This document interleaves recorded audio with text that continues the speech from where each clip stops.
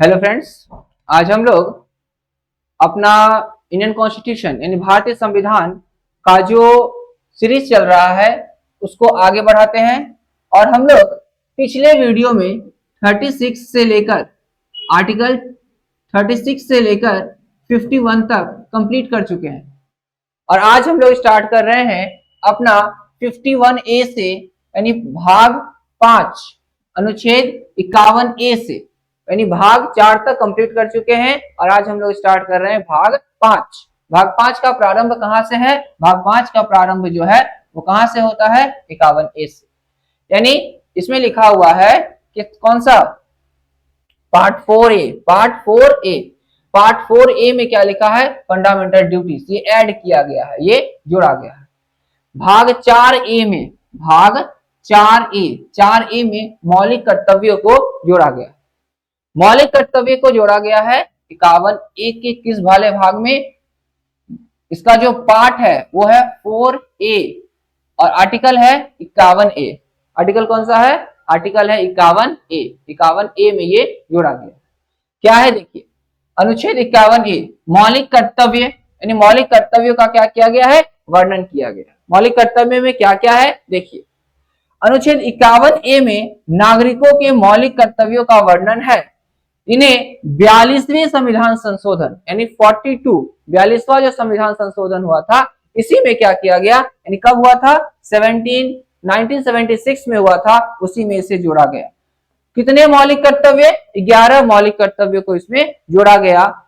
जैसे संविधान का सम्मान करना, राष्ट्रीय ध्वज का आदर करना, एकता बनाए रखना, पर्यावरण की संरक्षण करना या पर्यावरण की रक्षा करना और सार्वजनिक संपत्ति की रक्षा करना। ये कर्तव्य कानूनी रूप से बाध्यकारी नहीं है। एक बार ध्यान रहे, ये सभी कर्तव्य बनाए गए, ये सभी कर्तव्य नागरिकों की स्वेच्छा पर निर्भर करता है। उन्हें कर्तव्य का पालन करना चाहिए, संविधान ऐसा बताता है। लेकिन ये कानूनी कर्तव्य क्या है? कानूनी रूप से बाध्यकारी नहीं है। कानूनी रूप से बाध्यकारी नहीं है, लेकिन नागरिक को करना चाहिए, यह आदेश देता है, लेकिन बाध्यकारी नहीं है। लेकिन नैतिकता के रूप में आवश्यकता है। लेकिन भारत के नागरिक होने के नाते जो नैतिकता है वो नैतिक के रूप में क्या है? यह आवश्यक है। तो हम लोग क्या देखे हम लोग पार्ट 4A। भाग 4 का ए, फंडामेंटल ड्यूटीज, मौलिक कर्तव्य के बारे में, अनुच्छेद 51A fundamental duties. Fundamental duties में क्या देखे? ये 42वें संविधान संशोधन में, यानी 42वां संविधान संशोधन कब हुआ? 1976 में जोड़ा गया। और कुल 11 मौलिक कर्तव्यों को जोड़ा गया, जिसमें 11 मौलिक कर्तव्य में उदाहरण स्वरूप बोला गया इस संविधान का क्या करना? सम्मान करना, राष्ट्रीय ध्वज का आदर करना, एकता बनाए रखना, पर्यावरण की रक्षा करना और सार्वजनिक संपत्ति की रक्षा करना। ये सभी जो है हमारे देश के जितने भी नागरिक हैं उनका कर्तव्य है। इसमें यह भी लिख दिया गया, ये कानूनी रूप से बाध्यकारी नहीं है, लेकिन नैतिक रूप से क्या है? आवश्यक है। अगला देखेंगे पार्ट 5, यूनियन गवर्नमेंट के बारे में, संघ की सरकार के बारे में वर्णन है इसमें। इस पार्ट में कहां से कहां तक? यह भाग जो है अनुच्छेद 52 से लेकर 151 तक केंद्र सरकार की संरचना और उनके कार्य प्रणाली से संबंधित है। अनुच्छेद कहां से कहां तक? अनुच्छेद 52 से लेकर 151 तक। 52 से लेकर 151 तक जो है केंद्र सरकार की संरचना, केंद्र में जो सरकार है उनकी किस प्रकार की संरचनाएं होगी वे, और उनके जो कार्य प्रणाली है, उनके पास जो कार्य करने की जो शक्तियां हैं, इन सब का वर्णन किसमें किया गया है? अनुच्छेद 52 से लेकर 51 तक। जिसमें कौन कौन है? जिसमें राष्ट्रपति, उपराष्ट्रपति, मंत्रिपरिषद, संसद और सर्व उच्च न्यायालय के न्यायाधीश भी क्या है? शामिल है। इन सभी के बारे में वर्णन किया गया है। कहा? जिस part article 52 to 151 deals with the structure and functioning of central government, including the president, vice president, council of ministers, parliaments and supreme court। इन सब के फंक्शंस एंड पावर्स और उनके स्ट्रक्चर्स का वर्णन किया गया है। कितने? कौन से? भाग 5 में, जो कि आपका भाग का जब चैप्टर पढ़ेंगे उसमें हम आपको बताएं। अब देखेंगे आर्टिकल 52 अनुच्छेद 52 क्या है? राष्ट्रपति के बारे में। क्या लिखा है? अनुच्छेद 52 में लिखा है कि भारत में एक राष्ट्रपति होगा जो राज्य का प्रमुख होगा। यानी राज्य का मतलब पता है आपको, बताए हैं जिसके पास 4 तत्व हैं भारत एक राज्य, उसमें एक कौन होगा, एक राष्ट्रपति होगा। संविधान के अनुच्छेद 52 में यह लिखा हुआ है कि भारत में क्या होगा, एक राष्ट्रपति होगा। 53 में क्या लिखा हुआ है, अनुच्छेद 53 में लिखा हुआ है कार्यपालिका शक्ति। किसकी कार्यपालिका शक्ति, संघ के कार्यपालिका शक्ति राष्ट्रपति में निहित होती है। ये लिखा हुआ है कि जो संघ है उसकी कार्यपालिका शक्ति किसके पास है, राष्ट्रपति के पास। संघ की कार्यपालिका शक्ति के प्रमुख कौन होते हैं, कार्यपालिका के प्रमुख कौन होते हैं, तो राष्ट्रपति होते हैं। किसमें लिखा है, 53 में लिखा है, एग्जीक्यूटिव पावर दिया गया है। अगला है 54 में इलेक्शन ऑफ प्रेसिडेंट। अनुच्छेद 54 में लिखा है राष्ट्रपति के चुनाव के बारे में कि राष्ट्रपति का चुनाव कैसे होगा।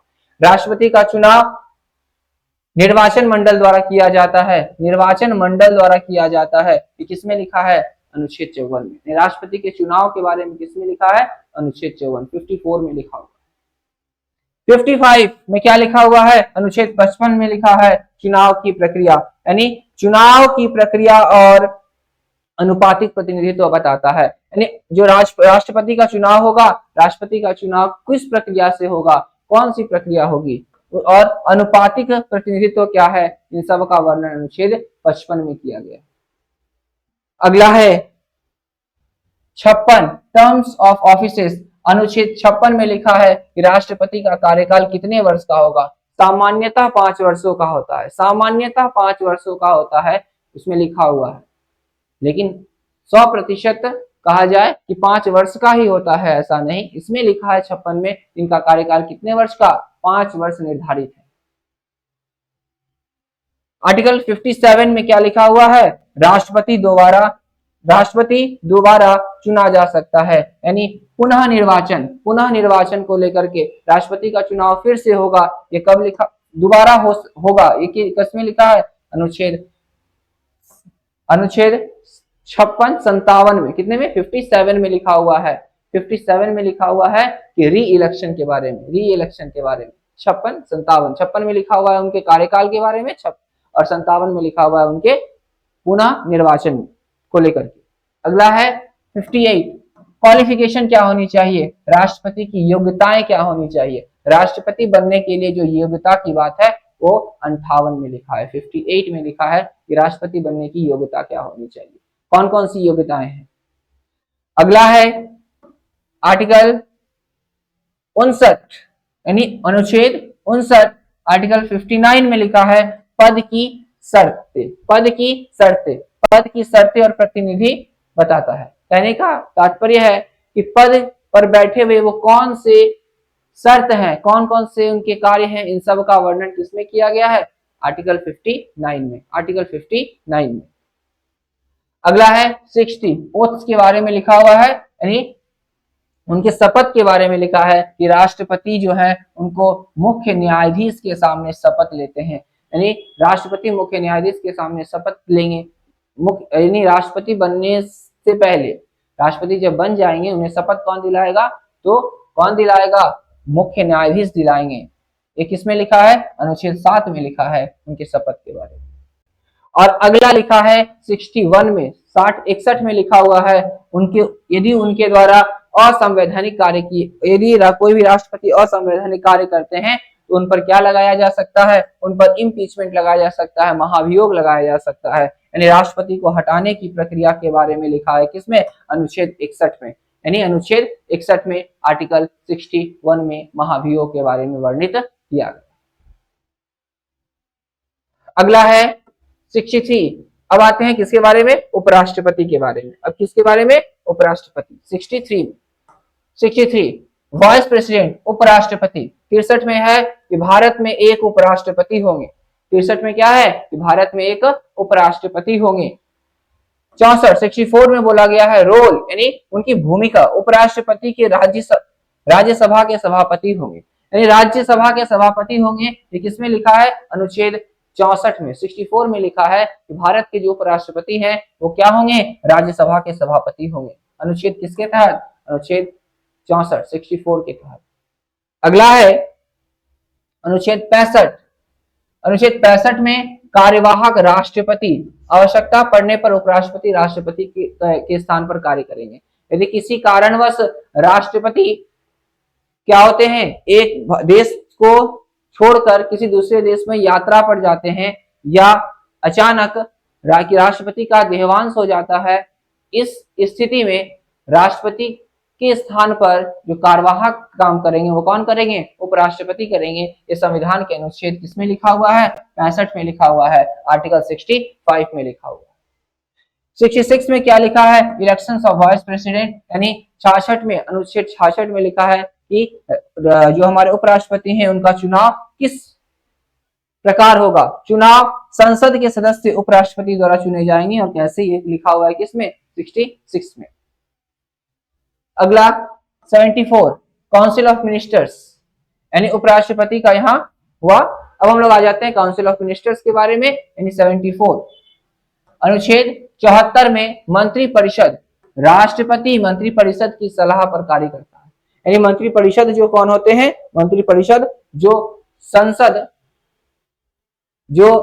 है, रहने दो कोई दिक्कत नहीं है, 5 मिनट और 5 मिनट का ही हो जाता, नहीं होगा। संसद में जो मंत्री जो परिषद है, मंत्री परिषद जो कार्य करते हैं वो राष्ट्रपति की सलाह पर कार्य करते हैं। जिसमें कौन होगा, जिसमें मंत्री परिषद में कौन, मंत्री परिषद के प्रमुख कौन होते हैं, पीएम। इसके अलावा इनका जो पूरा कैबिनेट है, पूरा इसको मंत्री परिषद की श्रेणी में रखा जाता है। इसके बाद पूरा वर्णन किसमें है, 74 में। 75 में पीएम के बारे में लिखा हुआ है, यानी प्रधानमंत्री के बारे में प्रारंभ कितने से होता है, 75। यानी प्रधानमंत्री क्या होंगे, सरकार के प्रमुख होंगे। प्रधानमंत्री कौन होंगे, सरकार के प्रमुख होंगे। ये लिखा हुआ है किसमें, अनुच्छेद 75 में, आर्टिकल 75 में लिखा है कि प्रधानमंत्री जो है वो किसके प्रमुख होंगे, सरकार के प्रमुख होंगे। सरकार का प्रमुख कौन, प्रधानमंत्री। अगला है 76 अटॉर्नी जनरल के बारे में, महाअधिवक्ता के बारे में, सरकार के मुख्य विधिक सलाहकार। विधिक सलाहकार का मतलब क्या है, लीगल एडवाइजर होते हैं, जो कानूनी रूप से जो सलाह देते हैं सरकार को, उनके बारे में जो लिखा हुआ है वो कहाँ लिखा है, अनुच्छेद 76 में लिखा है। महाअधिवक्ता के बारे में, जो हमारे लीगल एडवाइजर्स होते हैं, चीफ लीगल एडवाइजर, जो सरकार को कानूनी सलाह देते हैं, उनके बारे में लिखा हुआ है कहाँ, अनुच्छेद 76 में, आर्टिकल 76 में। 79 में क्या लिखा हुआ है, पार्लियामेंट के बारे में। 79 में लिखा है संसद। संसद कैसे, संसद बराबर राष्ट्रपति प्लस लोकसभा प्लस राज्यसभा। यानी संसद किससे मिलकर बना है, राष्ट्रपति, लोकसभा और राज्यसभा। ये तीनों मिलकर के कौन बनाता है, संसद को बनाता है। ये कहाँ लिखा हुआ है, ये लिखा है आर्टिकल 79 में, अनुच्छेद 79 में। अगला है अनुच्छेद 80 राज्यसभा के बारे में। राज्यसभा आर्टिकल 80, अनुच्छेद 80 में राज्यसभा, राज्यसभा की संरचना का वर्णन किया गया है किसमें, अनुच्छेद 80 में, आर्टिकल 80 में। और 81 में किसके बारे में वर्णन किया गया है, लोकसभा के बारे में, लोकसभा की संरचना। ये जरूर याद रखिएगा, राज्यसभा की संरचना किसमें, 80 में, और लोकसभा की संरचना किसमें, 81 में, 81 में। अगला भरेंगे 85 में। 85 में क्या है, अनुच्छेद 85 में सत्र राष्ट्रपति संसद बुलाते हैं। यानी इसमें बोला गया है जो सत्र चलता है संसद का, शीतकालीन सत्र, ग्रीष्मकालीन सत्र, वसंतकालीन सत्र, ये सभी सत्र जो है वो बुलाने का अधिकार किसके पास, राष्ट्रपति के पास है। संसद बुलाता है। ये कब, किसमें लिखा हुआ है, 85 में लिखा हुआ है सत्र बुलाने का। सेशन ऑफ पार्लियामेंट्स को लेकर के जो बातें हैं, जो सेशन चलता है, सेशन का प्रारंभ राष्ट्रपति के द्वारा होता है और समापन भी राष्ट्रपति के द्वारा होता है। ये सत्र बुलाने का काम कौन करते हैं, राष्ट्रपति के द्वारा होता है। ये किसमें लिखा हुआ है, ये लिखा हुआ है अनुच्छेद 85 में। अगला है 93 में स्पीकर के बारे में लिखा है। किसके बारे में, 93 में लिखा है अध्यक्ष के बारे में। लोकसभा अध्यक्ष, यानी लोकसभा में अध्यक्ष, लोकसभा जो होते हैं वो अध्यक्ष को क्या करते हैं, चुनते हैं। तो लोकसभा के अध्यक्ष के बारे में किसमें लिखा है, अनुच्छेद 93 में, अनुच्छेद 93 में लिखा हुआ है लोकसभा अध्यक्ष के बारे में। अगला है 124 सुप्रीम कोर्ट के बारे में लिखा हुआ है। यानी 124 में सर्वोच्च न्यायालय, भारत में क्या होगा, भारत में सर्वोच्च न्यायालय की स्थापना का वर्णन किसमें है, 124 में। सर्वोच्च न्यायालय की स्थापना का वर्णन 124 में। और 129 में लिखा हुआ है रिकॉर्ड के बारे में, यानी 129 में लिखा है अभिलेख न्यायालय के बारे में। सुप्रीम कोर्ट अभिलेख न्यायालय है। सुप्रीम कोर्ट क्या है? सुप्रीम कोर्ट अभिलेख न्यायालय है। सुप्रीम कोर्ट अभिलेख न्यायालय है। ये किसमें लिखा है? 29 में लिखा है। 29 में लिखा हुआ है, 129 में लिखा हुआ है कि सुप्रीम कोर्ट क्या है? अभिलेख न्यायालय है। अगला है 136, अनुच्छेद 136 में विशेष अनुमति की बात की गई है। सुप्रीम कोर्ट जो है वो अपील की सुनवाई कर सकता है, यानी किसी भी प्रकार का कोई भी मामला हो तो विशेष अनुमति कहने का मतलब है कि इसमें अपील किया जा सकता है किसी भी मुद्दे को लेकर के। सुप्रीम कोर्ट के पास जो अधिकार दिए गए हैं वो किसमें दिए गए हैं? अनुच्छेद 136 में, अनुच्छेद 136 में। और अगला है 141, लॉ ऑफ लैंड के बारे में। अनुच्छेद 41 में क्या लिखा है? कानून सुप्रीम कोर्ट के फैसले बाध्यकारी होते हैं, बाध्यकारी होते हैं। यानी सुप्रीम कोर्ट जो फैसला दे दिया वो सबसे सर्वोच्च अंतिम फैसला होगा। ये किसमें लिखा हुआ है? 141 में इसका वर्णन किया गया है। अगला है 148 सीएजी के बारे में लिखा हुआ है। 148 में नियंत्रक एवं महालेखा परीक्षक के बारे में लिखा गया है। क्या करता है?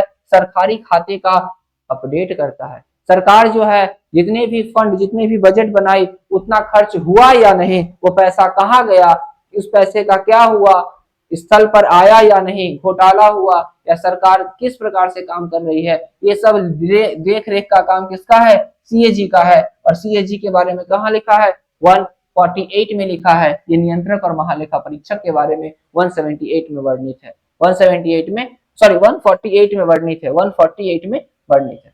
तो आज का जो हम लोगों का सेशन रहेगा वो 148 तक रहेगा। हम लोग लास्ट कंक्लूजन क्या देख लेंगे? 51A में डिफाइंड किया गया किसको? ड्यूटीज को, जो कि बता चुके हैं।